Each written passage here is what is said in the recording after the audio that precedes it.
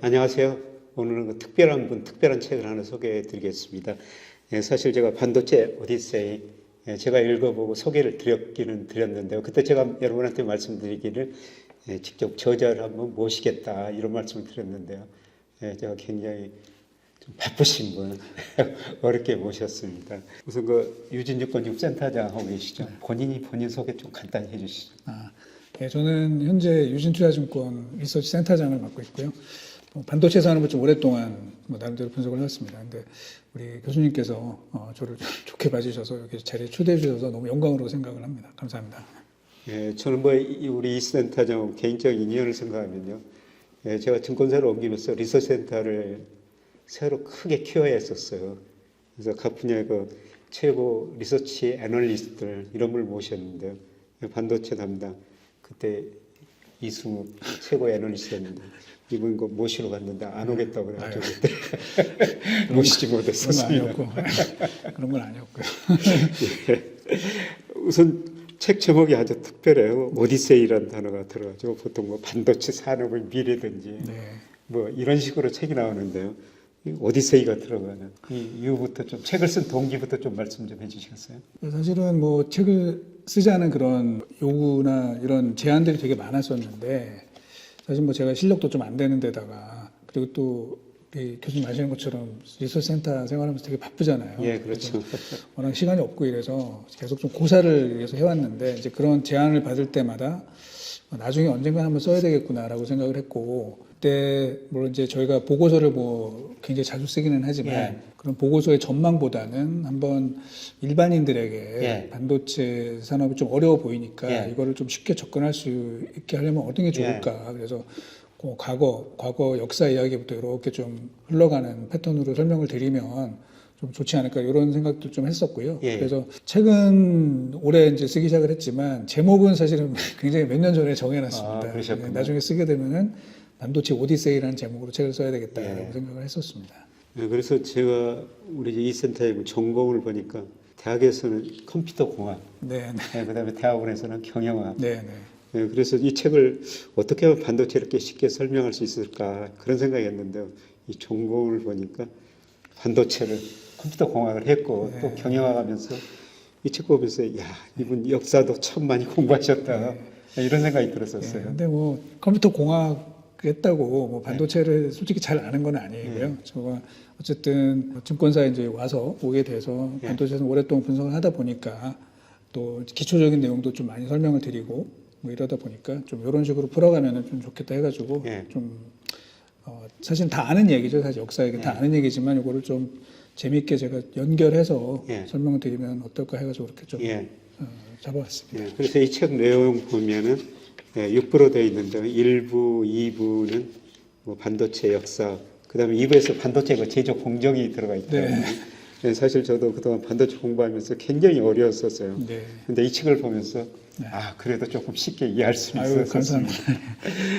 그리고 3부에 실리콘 시대 거인들, 주요 회사하고 그거를 만든 창업자들 이런 이야기를 쭉 다루고 있거든요. 인텔, 마이크론, 애플, 최근에 엔비디아 이런 회사가 쭉 다루고 있는데요. 여기서 여러 회사를 삼성전까지 다루고 있는데 그래도 이 반도체 역사에서 이 회사는 꼭 한두 개는 소개해야 되겠다. 그런 회사라면 어떤 회사가 될까요? 그럼 사실은 인텔을 저희가 빼놓을 수가 없는 거예요. 사실 반도체의 지존이다. 저는 이제 그런 표현을 많이 썼는데 사실은 예전에 2000년대 초만 하더라도 사실 인텔이 기침 한번 하면은 전 세계 모든 IT 업체들이 감기가 걸리거나 또 인텔이 어떻게 방향을 잡느냐에 따라서 향후 이제 미래가 결정되고 모든 회사들이 다 인텔이 주는 가이던스 이거에 잘 목을 메고 이제 이렇게 쳐다봤었는데 이제는 지금 그렇지가 않죠. 지금은 사실은 인텔이 가지고 있는 그 위상 이게 이제 많이 떨어지게 됐고 그러면 왜 이런 일들이 벌어졌는지 우리가 그런 거를 되짚어 보면 앞으로 다른 반도체 기업들 또는 다른 기업들도 그 많은 배울 점들이 있지 않을까. 그래서 저희가 좀 타산지석으로 삼을 수 있는 그런 회사가 인텔이 아닌가 이렇게 생각을 합니다. 그 다음에 우리 투자부들한테 정말 궁금한 것들이 4부에서 6부 이 사이에 있지 않나 생각돼요. 그래서 그 4부에 보면 흥미로운 역사 얘기도 많이 나오고요. 일본이 그 80년대 초반에 예. 반도체로 엄청 성장했지 않습니까? 네. 예, 그때 그 일본 반도체가 쇠퇴한 이유, 뭐 이유 아주 저 흥미있게 읽어봤었습니다. 네. 그거 역사 좀 간단히 좀 소개해 주시겠어요? 결국은 이제 그 당시에 사실 뭐 다들 아시는 것처럼 일본이 경제적으로도 예. 뭐 굉장히 급성장을 하게 됐고 그렇죠. 그 이면에는 사실은 일본의 그 뛰어난 기술 예. 이게 이제 바탕이 됐었던 것이죠. 예. 그래서 일본이 이제 야금야금 미국의 영역을 이제 침범을 했었는데 예. 결국은 85년을 기점으로 해서 예. 일본의 NEC라는 예. 그 회사가 미국의 텍사스 인스트루먼트를 제치고 네. 예. 세계 랭킹 1위의 반도체 기업에 예. 올라서게 되고 또 86년도부터는 메모리뿐만 아니라 예. 전체 반도체에서도 일본이 미국을 따라잡으면서 예. 시장을 이제 주도하게 된 거죠. 예. 이제 그러면서 사실은 미국은 그때 위기감이 너무 커지게 된 거고 예. 그러면서 일본을 그 어떻게 해서든 이제 제어하기 위한 예. 그런 조건으로 여러 가지 일들이 벌어지지 않았습니까? 예. 우리 뭐 예. 교수님한테도 저도 이제 많이 배운 건데 아, 무슨 말씀이에요? 결국은 이 플라자 합의를 통해서 예.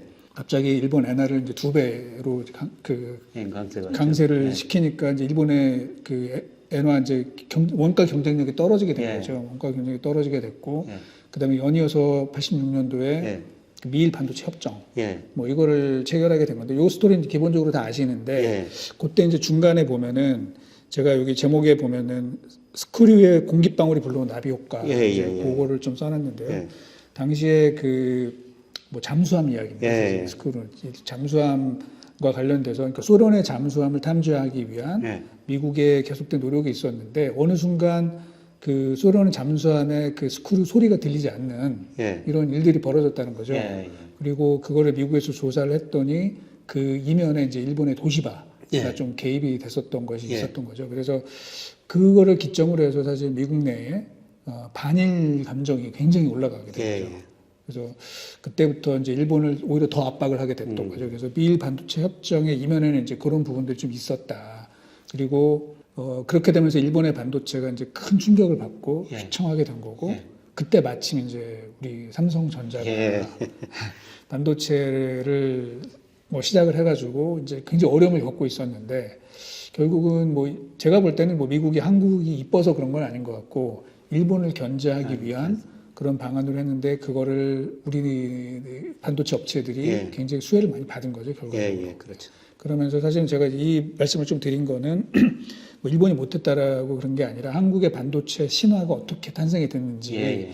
그 이면에는 사실은 이제 많은 여러 가지 지정학적인 변수들 이런 것들이 결과적으로는 우리한테 당시에는 되게 유리하게 작용을 했었다라는 말씀을 좀 드리려고 했던 것입니다. 예. 그래서 이 책을 보면서 저도 뭐 그런 역사를 알았습니다만은 삼성전자가 이병철 회장이 가감히 투자를 했고요. 네. 결국 우리 성장에 미국이 크게 도움을 줬더라고요. 네. 그래서 미일 반도체 협약 이거 협정도 이 책에 자세히 다루고 있습니다. 그러니까 86년이었죠. 네. 그 핵심 내용이 네. 그냥 일본 시장에서 미국산 반도체를 20% 사용해라. 그렇죠. 예. 그리고 그 이제 일본이 수출하는 반도체에 대한 예. 거의 모든 정보를 이제 미국이 전부 다 들여다볼 수 있게 예. 뭐 이렇게 되다 보니까 결국은 우리한테 그만큼 그 시장이 좀 열리게 된 거죠. 그리고 예. 당시에 사실은 삼성이 D램 사업을 시작하고 나서 예. 초기에는 너무너무 안 좋았습니다. 예. 왜냐하면 일본이 한국을 견제를 되게 심하게 했었거든요. 예. 그래서 그 당시에 일본은 그 삼성이 개발한 D램에 대해서는 이제 미리 그 전에 개발이 끝났기 때문에 생산이 어느 정도 이루어졌기 때문에 이제 일본은 그 당시에 64K D램을 만드는 그 라인 같은 경우는 감가상각이 끝났어요 이미. 예. 그러다 보니까 우리는 이제 새로 투자가 된 그 라인이고 그러니까 원가 경쟁력에서 비교가 안 될 정도로 차이가 컸습니다. 그래서 당시에 그 삼성전자의 64K D램 원가가 한 4달러 정도 했다고 하는데 일본에서 이제 가격을 강제로 끌어내린 겁니다. 가격을 얼마까지 끌어내렸냐면은 1달러까지 떨어뜨립니다. 그래서 당시에 사실은 삼성전자의 D램 영업이익률은 마이너스 300%였습니다. 와, 그랬었어요. 그러면 사실은 그 상태가 계속 몇 년이 됐으면 지금 삼성전자가 과연 존재했을까? 라는 의심도 갖게 되는 거죠. 그런데 이제 85년, 86년 그 사건으로 인해서 일본이 좀 가라앉게 되고 예. 삼성이 그때부터 이제 변화가 시작이 된 겁니다. 예. 87년도부터 삼성의 D램이 흑자 전환을 하게 됐고요. 물론 그 이면에는 일본이 주저하고 예. 있을 때 그리고 예. 경기가 안 좋을 때 삼성이 굉장히 과감한 투자를 했던 게 또 예. 성장의 원동력이 됐던 그렇죠. 것이죠. 예. 그리고 88년도에 서울 올림픽을 겪으면서 네. 또 이게 이제 당시에는 사실 올림픽 효과라는 게 IT 산업의 수요에 미치는 영향이 굉장히 컸죠. 예, 그렇죠. 예, 모든 신기술들이 다 예. 그 올림픽을 통해서 그 배출되는 게 또 예. 되게 많았기 때문에 당시에 88년도에 D램 시장이 역사상 가장 큰 폭의 성장을 했습니다. 예. 그러니까 전년 동기 대비해서 무려 한 170% 와, 매출액이. 예. 그런데 그거를 이제 삼성이 거의 다 쭉 어, 흡수를 하면서 빨아들인 거죠. 예. 그러면서 삼성이 그 전까지 누적 적자가 굉장히 많았었는데 88년도에 누적 적자를 한 번에 다 만회하고도 굉장히 많은 이익을 남기게 되고요. 예. 그 이후부터 이제 삼성의 승승장구가 시작이 된 거죠. 예. 그래서 92년도에 드디어 삼성이 기술적으로나 또는 양적으로 미국과 일본의 반도체 업체들 누르고 D램에서 세계 1위에 올라가게 예. 됐고 그걸 이제 지금까지 예. 계속 좀 유지를 하고 있는 예. 그런 일이 벌어졌습니다. 이제 그 다음이 문제인데요. 네. 미국, 중국 지금 패권 전쟁하고 있는데 무역 전쟁에다 기술 전쟁. 지금 기술 전쟁의 핵심이 반도체 아닙니까? 그렇습니다. 예. 예, 그래서 여기 중국 반도체 굴기라고 해놨는데요. 사실 저도 궁금하고 아마 이 방송을 보시는 분들도 궁금할 거예요. 네. 중국 지금 미중 패권 중에서 중국 반도체 위치가 어떻고 중국의 반도체가 지금 어느 수준인가? 네. 이게 참 궁금할 것 예, 같아요. 예. 제가 이번 제목을 그 중국의 반도체 굴기 해놓고 이제 풀리지 않는 연립방정. 예, 연립방정식. 그러니까 사실은 이제 이게 이제 평행선을 탄다는 거죠. 예. 그러니까 미국이 바라보는 이제 중국에 대한 생각 그리고 중국이 바라보는 또 미국에 대한 생각이 서로 이제 만나지 않는 해가 없는 그런 방정식이 된 거고요. 그래서 사실은 이 현재로서는 답이 없는 거죠. 그러니까 둘 중에 하나가 생각을 바꾸지 않으면 이게 이제 접점을 찾기가 되게 어렵게 되는 거죠. 결국은 현재 중국은 2015년도에 공식적으로 반도체 굴기를 재창을 하고 뭐 2025년까지 반도체의 자금률을 70%까지 끌어올리겠다. 당시에 한 15% 정도 됐었거든요. 자금률이. 근데 그걸 70%까지 끌어올리겠다. 그래서 사실은 그때부터 국내에서도 이제 많은 이견이 있었죠. 만약에 중국이 정말 저렇게 반도체 굴기를 하게 되면 한국 반도체는 어떻게 되는 것이냐. 굉장히 그거에 따라서 이제 주가도 많이 출렁거리고 그런 일이 있었는데, 자, 지금 2025년이면 사실은 2년밖에 안 남았습니다. 네, 그럼요. 근데 그러면 70%가 되겠냐 하는 거죠.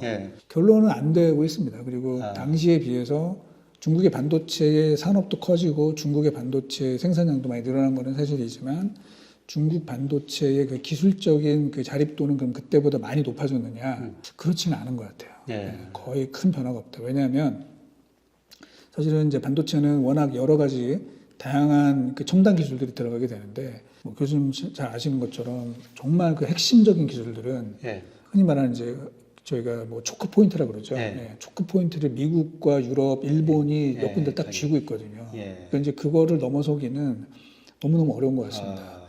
그래서 뭐 다들 아시는 것처럼 특히 뭐 EUV 뭐 이런 이제 첨단 반도체 기술과 관련돼서는 미국이 아주 적극적으로 이 통제를 하고 있는 상황이라서 중국이 어느 정도까지는 올라올 수는 있겠지만 그거를 넘어서기는 사실은 굉장히 어려워졌어요. 그리고 그 이면에서는 사실은 뭐 제가 이제 책에도 조금 써놨지만 그 중국이 조금 발톱을 먼저 이렇게 드러낸 거 아니냐. 그러다 보니까 이제 미국은 그거를 더 적극적으로 제어를 한 거죠. 그래서 그 왜 잘 아시지 않습니까? 우리 등소평이 사실 도광양해하라. 그런데 이제 그 유훈을 저버리고 지금 이제 발톱을 드러낸 상황이다 보니까 이제 지금 중국이 여러 가지로 좀 압박을 받고 있습니다. 그래서 중국이 올라온 거는 사실이지만 그 이상 더 레벨업하기가 지금 현재로서는 언젠가는 될 수도 있겠어요. 하지만 만만치 않은 그런 조건들이 있다 그래서 뭐 저는 이제 당분간 미국이 아까 일본을 견제를 하면서 한국이 좀 수혜를 내린 것처럼 지금도 약간 이제 그럴 가능성이 있다. 미국이 중국이 반도체 굴기를 못하게 지금 억누르는 그런 과정에서 한국 반도체가 좀 수혜를 볼 수 있다. 다만 이 코로나라는 변수가 이제 생기면서 이 업계에 굉장히 많은 재고들이 쌓이게 되고 이제 이러면서 지금 참 노이즈가 많아진 거죠. 그리고 그 와중에 안타깝게도 이제 올해 같은 경우는 좀 안 좋은 국면이긴 하지만 제가 봐서는 장기적으로 봤을 때 뭐 당분간 한국의 그 반도체 위상은 상당히 좀 뭐 견고하게 유지가 될 가능성이 높다 이렇게 좀 보고 있습니다. 그러면서도 제가 책을 잘 이해를 못했나요? 우리 저 한국 반도체 산업이 어쩌면은 모래위에 지어진 성일 수도 있다. 이런 표현을 한 문장에도 써놨더라고요. 그거는 어떤 의미죠? 그거는 이제 제가 뭐 다른 데에서도 이제 강의를 많이 했었던 건데 사실은 전 세계 그 반도체 각 국가별 시장 점유율 데이터가 있습니다. 그거를 이제 보시면은 보통 저희가 이제 알려져 있는 게 미국이 한 40% 후반, 49% 정도 작년 기준으로 그리고 이제 우리나라가 한 21% 정도가 되어 있고요. 그 밑으로 이제 일본이나 대만, 유럽들이 한 10% 내외 그렇게 되어 있어요. 그래서 사실은 겉으로 보이는 시장 점유율은 한국이 세계 2위인 거죠. 미국에 이은 뭐 삼성이랑 SK 하이닉스라는 이런 굴지의 반도체 회사가 있기 때문에 세계 2위를 지키고 있습니다. 그런데 그 데이터는 조금 맹점이 있어요. 그러니까 뭐냐면은 최종 제품을 기준으로 점유율을 계산한 거라는 거죠. 반도체 최종 제품을 기준. 즉, 그 일반적으로 보시고 계신 그 데이터에는 TSMC 매출액이 빠져 있습니다. 그리고 뭐 어플라이드 머티리얼스나 ASML 이런 회사들의 매출액이 빠져 있는 거죠. 그래서 그 최종 제품을 볼 게 아니라 반도체 산업을 제대로 저희가 분석을 한다 그러면 서플라이 체인 전체의 매출액을 볼 필요가 있겠다. 그런데 사실은 그 데이터는 나오는 게 없거든요. 그래서 저희가 저희 리서치 센터에서 그 따로 좀 집계를 했습니다. 그래서 뭐 저희가 비상장사까지 이거를 다 조사할 수는 없는 것이고 각 나라별로 반도체 기업으로 분류되어 있는 회사들의 반도체 매출액을 전부 다 더해봤습니다. 취합을 해서. 그래서 봤더니 실질적인 점유율은 이제 미국이 약 37%, 대만이 23%를 대만이 더 높군요. 그렇죠. 왜냐하면 TSMC도 있고 뭐 ASE라는 또 후공정 업체도 있고 하니까. 그리고 우리나라는 대만보다 훨씬 처지는 한 13%까지 떨어진다는 거죠. 그래서 제가 이제 모래성 뭐 이 얘기를 한 거는 우리가 삼성이나 하이닉스라는 굴지의 반도체 회사는 있지만 이 두 회사를 서포트하기 위한 생태계는 되게 취약하다. 생태계는 그런 의미에서 그래서 말씀하셨군요. 아까도 중국도 마찬가지지만 그 반도체 핵심 기술들 초크 포인트라고 하는 뭐 리소그라피 공정이라든지 또는 뭐 에칭 뭐 이런 분야에서 가장 핵심적인 공정들은 역시 미국이 주도를 하고 있다. 그래서 조금 취약한 부분이 있다. 그러면 이제 우리 뭐 당국에서 산업부나 또 정부에서도 반도체 관련된 여러 가지 진흥 정책들을 하실 때 뭐 당연히 그걸 다 생각을 하고 계시지만 삼성전자 하이닉스 중심보다는 그 밑에 있는 서플라이 체인들을 어떻게 강화를 해 나가는지 뭐 이런 이게 좀 더 시급하지 않느냐 그런 말씀을 좀 드린 것입니다. 그런 의미에서 그런 말씀하셨군요. 참고로 314페이지 이거 보시면요, 그런 미국과 중국 관계 변화, 뭐 역사적 측면에서 잘 다뤄놨으니까 이 책 뭐 미중 관계 변화에서 이걸 한번 좀 보시는 게 좋을 것 같고요. 그 다음에 그 반도체 사이클을 여기다가 해놨어요. 385, 384페이지 보면은 그 반도체 사이클이 있거든요. 사실 우리 이거 투자자분들께서는 지금 반도체 사이클이 어느 국면에 있는가 이게 표로 일목요연하게 만들어 놓으셨는데 지금 반도체 사이클이 어느 정도 있다고 생각하시는 거예요? 지금은 이제 뭐 아시는 것처럼 이제 반도체가 작년보다 올해 뭐 메모리 반도체는 너무너무나 안 좋은 상황이고요. 또 전 세계 반도체 전체를 보더라도 작년도 대비 올해 매출액이 많이 빠지고 있는 상황입니다. 좋지가 않죠. 그런데 이제 저희가 볼 때는 뭐 매크로 지표도 저희도 이제 참고를 하거든요. 매크로 지표 많이 봐야 되고 또 재고 사이클을 보고 있는데 그 부분들이 일단 바닥은 좀 지난 것 같습니다.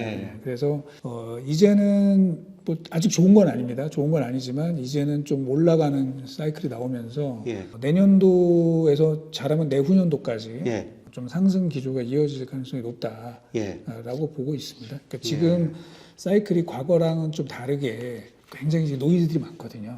그러니까 예전에는 반도체 사이클은 이제 저희가 그림을 그려보면 되게 그 변곡점이 좀 뚜렷하게 나타나는 이런 시그널들이 있었어요. 근데 코로나 이후에 팬데믹을 겪으면서 이 업계 전체적으로 산업계의 재고 수준이 되게 높아지지 않았습니까? 안전 재고를 많이 가져가는 이런 일들이 벌어지고 그게 그 제조업체도 그렇고 또 유통 채널에서도 재고가 좀 많아지고 이러다 보니까 그 실제 업황과 좀 약간 다르게 이 재고가 어떻게 소화되는지 이런 변수들이 중간에 굉장히 노이즈가 많아요. 그래서 지금도 사실은 그 반도체 바닥을 지났느냐 안 지났느냐 이런 논란이 상반기 내내 계속됐거든요. 그렇죠. 근데 이제 그게 예전에는 딱 월별로 몇 월 이렇게 찍을 수가 있었는데 지금은 그게 아닌 거예요. 그래서 지금 이제 지나서 하반기 와서 이제 지금 보니까 상반기가 바닥이었네 이렇게 좀 보이는 거죠.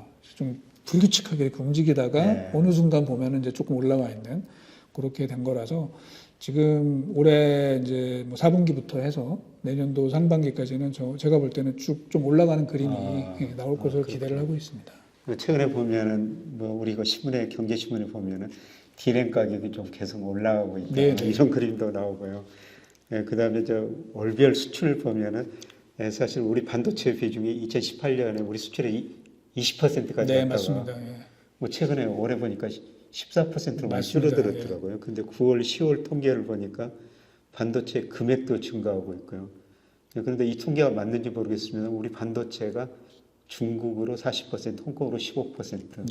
근데 최근에 수출 통계 보니까 중국으로 반도체 수출이 좀 증가하는 모양이 좀 나타나고 있더라고요. 물론 이제 가격이 올라간 측면도 있고 그리고 이제 물량도 좀 증가한 부분이 있고요. 그리고 한 가지 좀 말씀을 드리면 우리나라가 이제 반도체 수출이 중국이랑 홍콩, 그러니까 범중국계로 이제 많이 가는데 그거는 사실 우리나라만 그런 게 아니라 전 세계 모든 반도체가 사실 중국에 많이 들어가죠. 그러니까 대만은 사실 그 비중이 더 높고요. 뭐 다른 데들도 사실은 대부분 다 중국에서 그 반도체가 중국이 수입을 하는 게 되게 많죠. 왜냐하면은 전 세계 그 전자 기업들 뭐 가전 기업들이나 또 컴퓨터를 만든다든지 스마트폰을 만드는 회사들이 다 공장이 중국에 있지 않습니까? 아이폰도 전부 다 중국에서 거의 대부분이 중국에서 만들어지고 전 세계 노트북의 거의 한 90% 이상이 또 중국에서 조립이 되다 보니까 당연히 반도체는 중국으로 들어가는 거죠. 그런데 만약에 이제 미국과 중국 뭐 지금 시진핑과 뭐 바이든이 회담을 이제 하고 조금 약간 화해 제스처를 취할지는 모르겠습니다만 저희가 이제 다들 지금 생각을 하시는 게 이제 중국에 집중되어 있는 이런 전기전자 이 공장 생산 공장들이 장기적으로 보면 예를 들면 베트남이나 또는 인도 뭐 이런 쪽으로 이전이 되지 않을까 이제 이렇게 전망을 하다 보면은 우리나라뿐만 아니라 전 세계 이제 반도체가 수출되는 그 비중이 중국 비중 좀 떨어질 가능성이 점점 높아지지 않을까 이렇게 보고 있습니다. 마지막으로 그 투자자한테 진짜 궁금한 건데 이 반도체 실적하고 주가 이 선행성 과거하고는 좀 달라지고 있다. 여기서 그 세 가지 이유를 드셨더라고요. 그 반도체 업황하고 주가하고 예를 들어 삼성전자 주가 사실 저는 뭐 이렇게 반도체 삼성전자 실적이 얼마나 되는지 모르고 가격도 얼마나 되는지 모르는데요. 저는 그 삼성전자 주가를 이야기할 때 그냥 우리 그 선행지수 순환변 넘치 그거하고 뭐 삼성전자 주가 약간 선행하더라고요. 선행지수에도 그걸 가지고 최근에 그 삼성전자 주식 사십시오. 뭐 아니 반도체 주식 사십시오. 이런 말씀을 드렸는데요. 이 반도체 실적하고 이 주가하고는 어떤 정도로 선행성이 있는가? 그러니까 이게 정말 저희가 어렵습니다. 사실은 특히 뭐 저 같은 섹터 애널리스트들은 예전에는 그냥 기업 실적을 잘 맞추는 게 되게 중요했거든요. 왜냐하면 실제로 삼성전자의 실적과 삼성전자 주가 그림을 그려보면은 예전에는 되게 잘 맞았어요. 그래서 사실은 여러분들 아시겠지만 이제 수요자분들도 뭐 삼성전자 실적 발표 직전에 뭐 어느 증권사가 실적을 잘 맞췄냐 이게 되게 중요했었거든요. 맨날 이제 그거 조사를 하고 그런데 이제 최근에는 그게 잘 안 맞아 들어가는 거죠. 그래서 실적이 좋은데 올해 주가가 빠지거나 예를 들면 올해 같은 경우도 보시면 되게 적자가 많이 났거든요. 삼성전자도 지금 크게 적자가 났고 하이닉스도 엄청나게 적자가 많이 났는데 하이닉스의 올해 주가가 70% 올랐거든요. 그래서 이제 이거를 도대체 어떻게 설명해야 되냐 참 어렵죠. 왜냐하면 제일 쉬운 거는 사실은 실적이 좋아지니 주식을 사세요 이렇게 얘기를 하면 되는데 그게 잘 안 맞아 들어간다는 거죠. 근데 이거는 그러면 우리나라만 그러냐? 그렇지 않습니다. 제가 그 책에도 지금 그림을 그려놨는데 심지어는 TSMC를 그렸습니다. 거기 뭐 여기 398페이지인가요? 거기에도 그림이 있는데 그림이 있네요. 예, 삼성, 그러니까 TSMC의 실적이 제일 좋았었던 때가 작년도 4분기인데 그때는 오히려 주가 떨어졌네요. 그때 주가가 저점이죠. 그리고 이게 실적 가지고 주가를 예측하기 힘듭니다. 너무 어렵습니다. 차라리 저 같은 사람이 예측을 더 잘하는 게 예, 아니에요. 그래서 저도 우리 교수님한테 많이 배워서 농담입니다. 저도 이제 경기 선행지수 순환노동치 이거 지금 많이 보고 있고요. 그리고 실제로 그럼 왜 이런 일들이 벌어졌냐? 이제 제가 그 몇 년 전에 이제 삼성전자 그런 좀 주가랑 실적이 잘 안 맞는 걸 분석을 좀 해봤더니 한 3분기 정도 좀 선행하는 그런 특성이 가장 예. 높게 나타나고 있어요. 근데 사실 우리가 지금 당장 뭐 이번 분기나 뭐 다음 분기 실적도 모르는데 예. 3분기도 실적을 어떻게 맞추겠어요. 그러니까 사실은 이제 그러면서 매크로 변수가 정말 되게 중요해진 거죠. 예. 매크로 특히 이제 선행 지표들 뭐 이런 것들을 좀 봐야 되는 게 되게 중요해진 거고요. 이런 이제 몇 가지 요인들을 제가 이제 3개 정리를 해놨는데 그러다 보니까 이제 반도체는 이게 참 어려운 거지만 그러니까 당해년도의 실적보다는 결국은 다음 연도의 그림이 어떻게 될 건지를 미리 조금 그 예측을 물론 어렵습니다. 예. 잘 못 맞출 정도로 어려운데 그거를 계속하는 게 중요할 것 같고 그래서 사실은 이제 올해 왜 주가가 올랐는지 뭐 여러 가지 이유가 있죠. 뭐 AI도 있고 예. 또 최근에 가장 그 핫 이슈는 뭐 HBM 이슈도 있고 예, 예. 이렇게 하지만 결국에는 제가 볼 때는 내년도에 메모리 사이클이 좋아질 것 같아요. 예. 좋아질 것 같고 그래서 이제 지금 주가가 오르기 시작하는 것 같고요. 그러면 또 내년도에 주가는 어떻게 될 거 아니야? 이거 정말 어려운 거지만 그러면 그 다음에 어떻게 될지, 그럼 그 다음에를 어떻게 저희가 봐야 되느냐? 당연히 매크로 변수도 봐야 되고 예. 또 하나는 이제 투자입니다. 반도체 투자가 사실은 모을 때 투자를 하지만 사실 투자가 많아지면 그만큼 이제 공급 증가의 압력이 높아지니까 그러면 또 이제 그게 변수가 될 수 있다라는 거죠. 그래서 그런 것들을 종합적으로 좀 보면서 이 트래킹 에러를 좀 줄여나가는 그런 작업들을 해야 될 것 같습니다. 사실 여기 그래프 보시면 TSMC하고 TSMC 영업이 그러는데 과거에는 거의 비슷한 모양 그런 것 같은데 2022년에 이익은 사상 최고치 기록했는데 오히려 주가는 굉장히 많이 떨어졌네요. 그리고 여기서 이익은 뭐 지금 내년까지 전망치가 분기별 전망치가 들어있는 거죠. 네, 그렇습니다. 그런데 이제 꾸준히 개선된 거로. 예. 그래서 이런 거를 1년 것을 지금 미리서 주가가 반영했다. 그러니까 삼성전자 이익도 이런 모습입니까? 예. 더 심합니다, 사실은. 삼성전자는 몇 년 전부터 이렇게 왔고, TSMC는 이제 그거보다는 조금 팬데믹 이후로 좀 바뀐 거고, 삼성이나 뭐 SK하이닉스는 그 전부터 또 이 좀 어긋나는 게 점점 좀 심해지고 있어서 참 어렵습니다. 이 주가를 전망하는 거 자체가. 최근에 제가 삼성전자가 반도체 주식이 좋다. 선행지수 올라가니까 이렇게 말씀을 하시니까요. 어떤 어르신이 한 분 학교로 찾아오셨어요. 과거에 주식 투자 많이 실패했다. 그런데 한 종목을 꽤 큰 돈인데 삼성전자 주식을 전부 사놓으시고 저한테 찾아오신 거예요. 어떻느냐? 저는 반도체 전자 애널리스트가 아닙니다. 한 종목 그렇게 투자해서는 안 됩니다. 근데 마치 지금 이익을 좀 보셨었습니다. 그래서 분산 투자하시라고 그랬는데 문제는 그 내년 전망할 때는 또 2024년 이익인데요. 지금 보시면 2024년은 어떻습니까? 내년? 뭐 일단 저희는 굉장히 좋아질 것 같고요. 그래요? 예를 들면 이제 올해 삼성전자가 영업이익이 한 7조 원 내외가 될 것 같아요. 사실 되게 낮은 거죠. 예전에 뭐 16조 뭐 분기로 갔죠. 분기에 그렇죠. 분기에 뭐 17조를 번 적도 있고 연간으로 뭐 8조, 59조 이렇게 벌었는데 지금 올해는 7조 원 정도밖에 안 되는 거죠.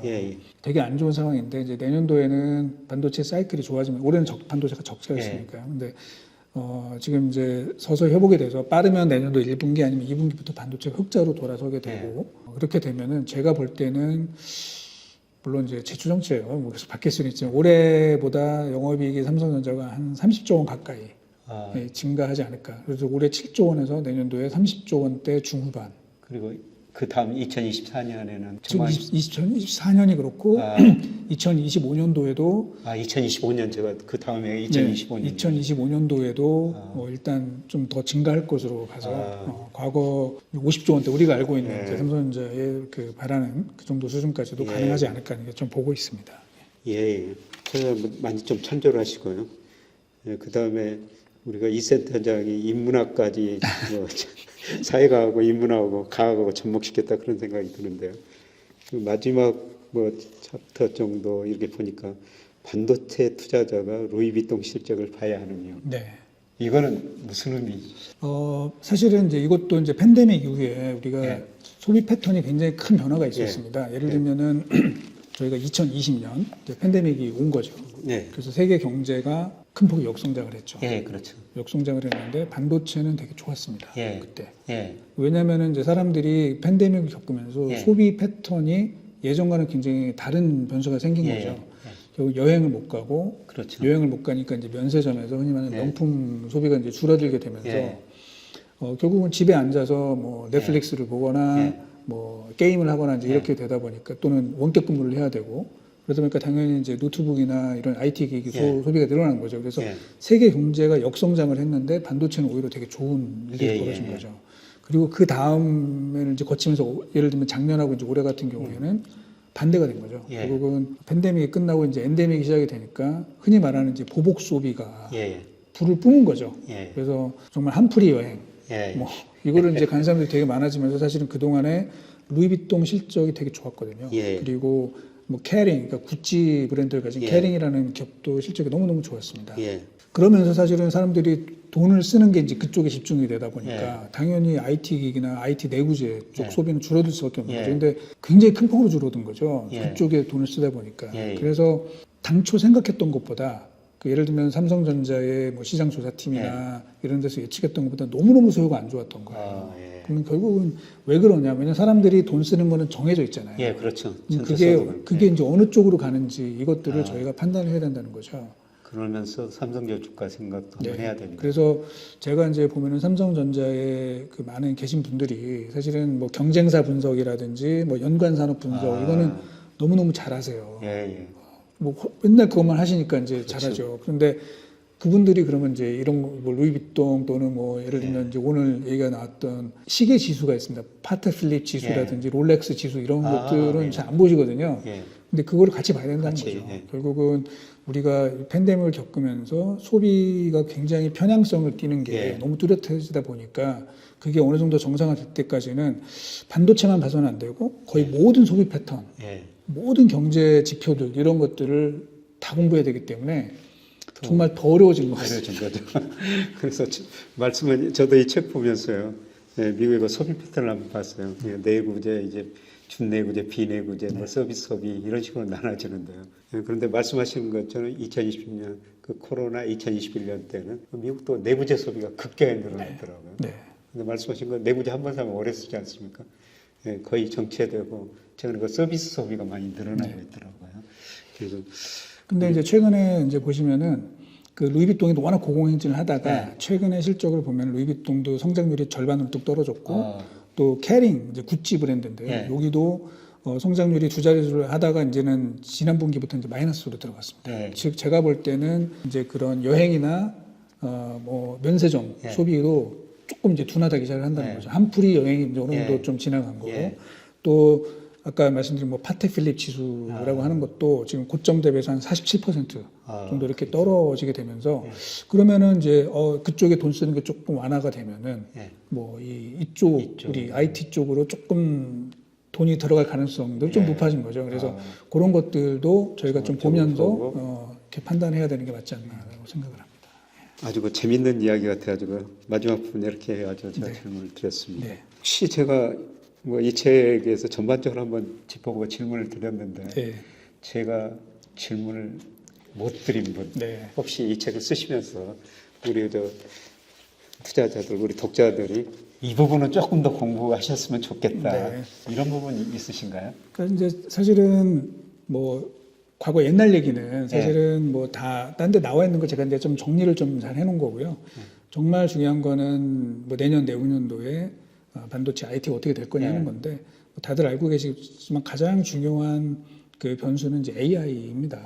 그리고 거기에서 사실은 삼성전자 또 SK하이닉스가 어떤 성과를 보여주느냐에 따라서 정말 레벨업이 될지 안 될지가 이제 결정이 될 거기 때문에 저도 이제 이게 뭐 인공지능의 과거 옛날부터 얘기 뭐 예를 들면 제가 그리스 로마 시대 얘기도 써놨습니다. 그래서 그게 어떻게 현재까지 와 있고 앞으로 어떻게 될 건지 물론 이제 그 이후의 얘기는 이제 많이는 안 써놨는데 우리 투자자분들은 정말 그 AI와 관련된 스터디를 많이 하셔야 또 미래에 저희가 돈 벌기 위해서 이제 사실 하는 거니까 돈 벌 수 있는 그런 기회가 더 많이 생기지 않을까 해서 그분들은 계속 뭐 제 책이 아니더라도 많은 뭐 보고서나 다른 책들을 좀 보시면서 공부를 많이 하셔야 되지 않을까 생각을 합니다.